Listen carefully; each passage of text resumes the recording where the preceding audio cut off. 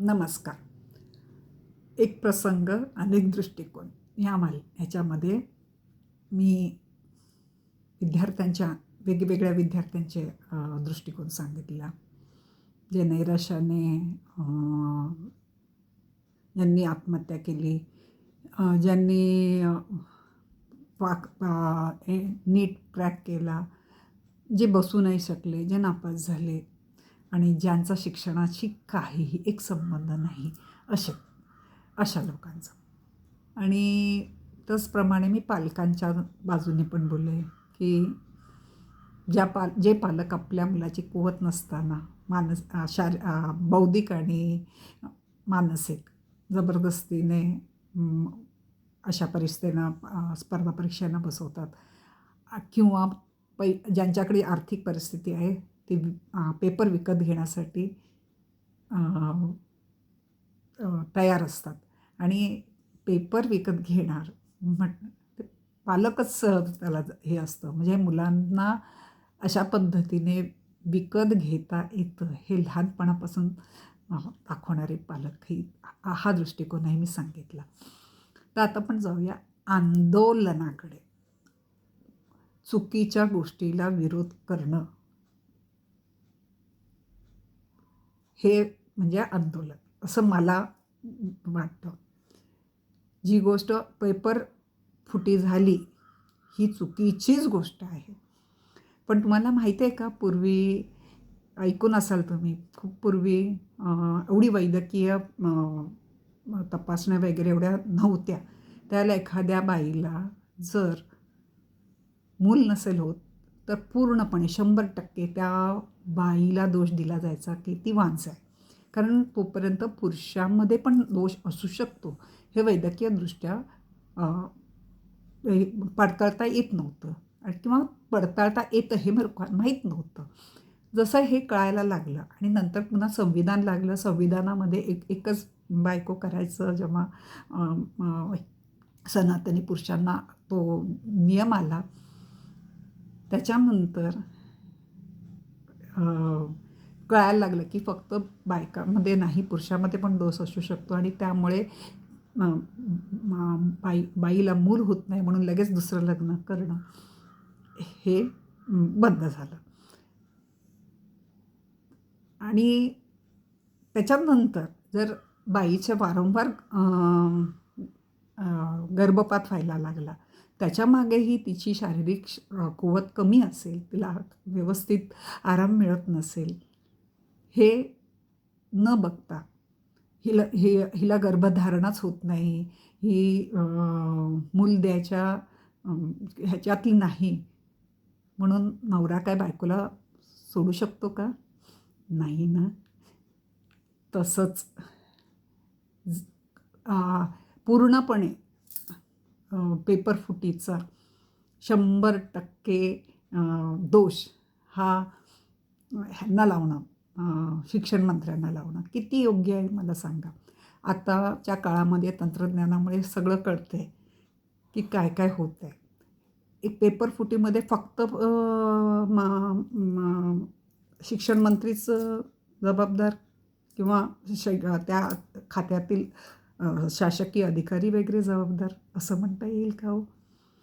कारण कोणीतरी विकत घेतं आहे म्हणून कोणतरी विकतं आहे. मग इथे पालक आणि मध्यस्थ कोण? हे क्लासेसवाले. त्यांच्याबद्दल कोणी कुठे बोलतं आहे का? नाही बोलत. फक्त म्हणजे 3 हे आहेत, विकणारा, विकत घेणारा आणि मध्यस्थ. पण दोष फक्त कोणाला लावला जातो आहे? विकणाऱ्यावर. ह्याच्यामुळे पेपर फुटी होते. म्हणजे बाकीचे दोघांना पूर्णपणे मोकळीक दिलेली आहे. तुम्ही आता पालक प्रत्येक वर्षी बदलत असतात, त्यामुळे आपण पालकांना आपण नको धरूया. पण क्लासेसवाले तरी आपल्याला माहिती आहे मध्यस्थ कोण आहेत. पण त्यांच्याबद्दल पण ह्या आंदोलनात एकदा तरी आवाज उठला आहे का? नाही. बरं, हे आंदोलन सुरू कुठून झालं? आंदोलन झालं, माननीय न्यायाधीश म्हणाले की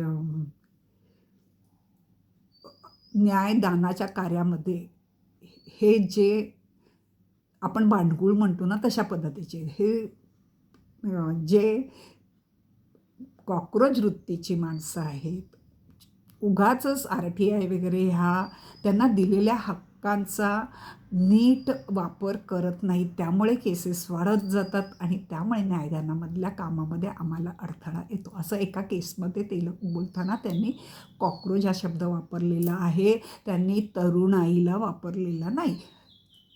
चला तरी आपण मानूया की त्यांनी तरुणाईलाच वापरला. मग जबाबदार आहे कोण त्याला? माननीय न्यायाधीश. पण दोष कोणाला दिला जातो? पूर्णपणे शिव्या पडतायत ते मोदींना. आता आंदोलनकर्त्याने त्यांचा उदात्त हेतू होता ना, मुलांना न्याय मिळावा, त्यांचा पेपर फुटीचा प्रश्न होता ना, मग त्या एका मुद्द्याला धरून त्यांनी राहिलं असतं आंदोलन करताना आणि बाकीच्या गोष्टीकडे बाकीची घाण घेतली नसती. जसं LGBTQ आले, मेरा लिंग मेरी मर्जी म्हणायला लागले, ते उज्ज्वल सिंग, ती शबनम, किती लोक येत होते हो या आंदोलनाला. जेव्हापासून सोनम वांगचुक बसले तेव्हापासून त्या आंदोलनाला जास्त लोक यायला लागले. आणि जे आले ते सगळे, जो मेन मुख्य मुद्दा आहे मुलांच्या बाबतीत, त्याच्याबद्दल काही एक न बोलता इतर विषयावरच बोलायला लागले. आणि इतरच त्यांच्या मागण्या, काश्मीर भारताचा भाग नाही, सीताच्या पतीला दोष देणं, हिंदुत्वाला दोष देणं, अशा पद्धतीने सगळ्या नीट हा विषय सोडून बाकीच्या सगळ्या विषयावर त्यांनी चर्चा केली.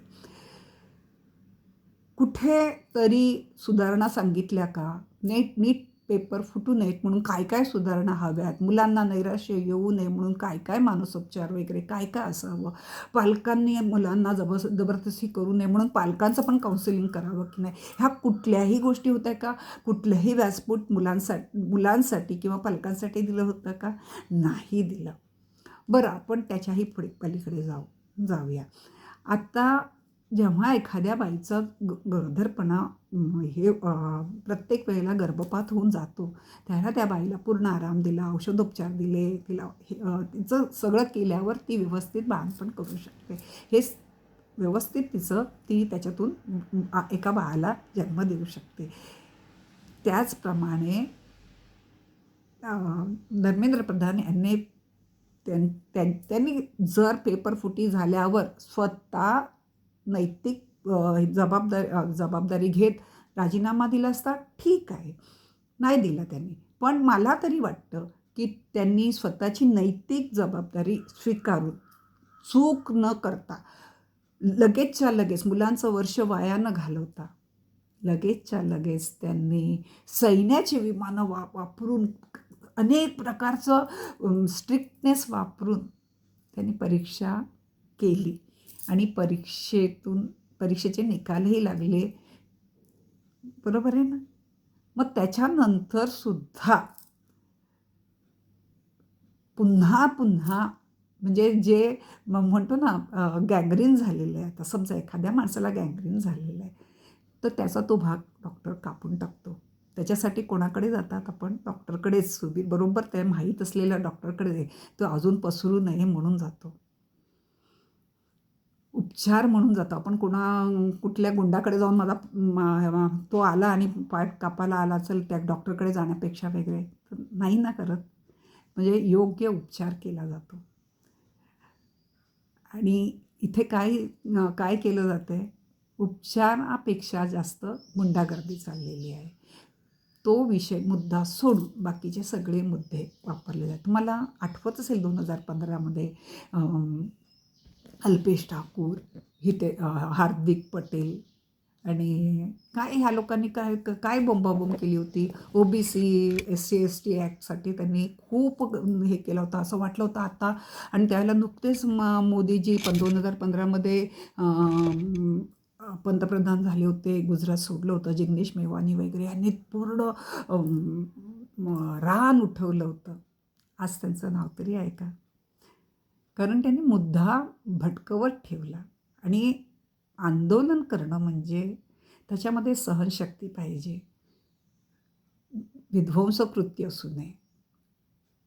अ, अ, एखादी वस्तू बनवायला खूप वेळ लागते. देश घडवायला किती वेळ लागला, किती वर्ष लागले आणि ही लोकं त्याचा विध्वंस करायचा उठतात, त्याला ते फ्रस्ट्रेटेड असतात.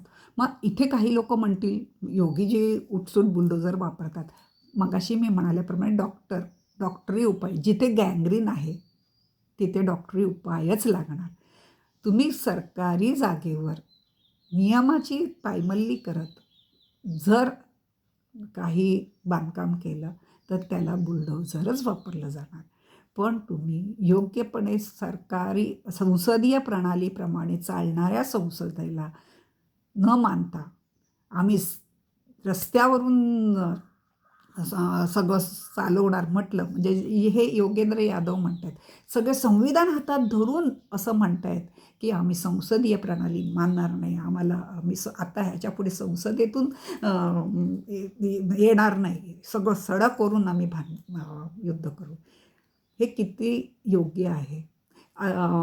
ते किसान आंदोलनातले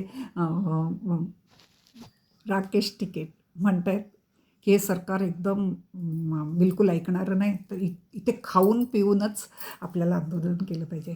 स्वतःमधली कमी दाखवत नाही की कष्ट करत आम्हाला आंदोलन करता येणार नाही, आम्हाला फक्त उग्रवाद करता येतो, हे न म्हणता त्याला मुलामा लावत ते काय म्हणाले की हे सरकार जुलमी आहे, ह्याच्यापुढे उपाशी राहून नाही करता येणार, म्हणजे दगडफेक करूनच यांना आंदोलन करायचं आहे. अजून असंही म्हटलं जातं की 40% लोकच फक्त मोदींच्या बाजूने आहेत, 60% त्याच्या विरोधात आहे. मग असा कुठला नेता आहे ज्याला मोदींपेक्षा जास्त मतदान आहे? जो बोलतोय त्याला 1% तरी आहे का?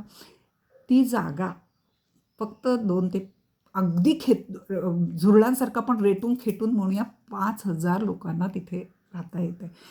तरी ते म्हणतात 1,00,000 लोकांनी ह्या आंदोलनात भाग घेतला. इतकं रेटून खोटं बोलतात. तुम्ही मला सांगा, हे असं खोटं बोलून केलेलं आंदोलन किती योग्य, किती देशहितकारक, विद्यार्थी हितकारक आहे, ह्याचा विचार केला पाहिजे. जो तो स्वतःच्या स्वार्थासाठी स्वतःचे मुद्दे घेऊन दाखवतंय, कारण फक्त आम्हाला विद्यार्थ्यांचा फायदा पाहिजे आणि विद्यार्थ्यांबद्दल तिथे बोललंच जात नाही.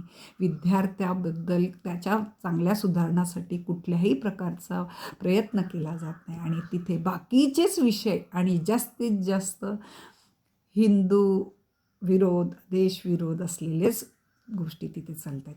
बघा, हे तुम्हाला पटतंय की नाही? आणि नक्की ह्याच्यावर उत्तरं द्या. हरकत नाही, मला कोणी ह्याच्यामध्ये मला मनुवादी म्हणेल, संघी म्हणेल, काही म्हणेल, पण नक्की एक विचार करून सांगा की हे नुसतं झुरळासारखं येऊन चांगलं अन्न वाईट करणं आणि सगळी म्हणजे असलं वाईट झालेलं अन्न आपण खाणं किती चांगलं आहे हा विचार करून मला संगीबिंगी म्हणा तुम्ही, हरकत नाही. आपण स्वतः झुरळ आहोत का? आपण स्वतः बिखरलेले झाडू आहोत का? आपण स्वतः शिवराळ, संजय राऊतसारखे शिवराळ UBTवाले आहोत का? हे नक्की करा आणि मग मला संगीबिंगी म्हणा. आपण लग्नातले ते राहुल गांधी म्हणाले तसे लग्नातलं घोडा आहोत का, रेसचं घोडा आहोत का, लंगडे घोडे आहोत? कमलनाथ म्हणाले तसे गोमूत्र पप्पूमूत्र पिवक आहोत का? हे सगळे विचार तुम्ही स्वतः कोण आहात ते सांगा आणि मग मला संगी वगैरे म्हणायला या. तुम्ही माझं ऐकता त्याबद्दल मी खूप आभारी आहे.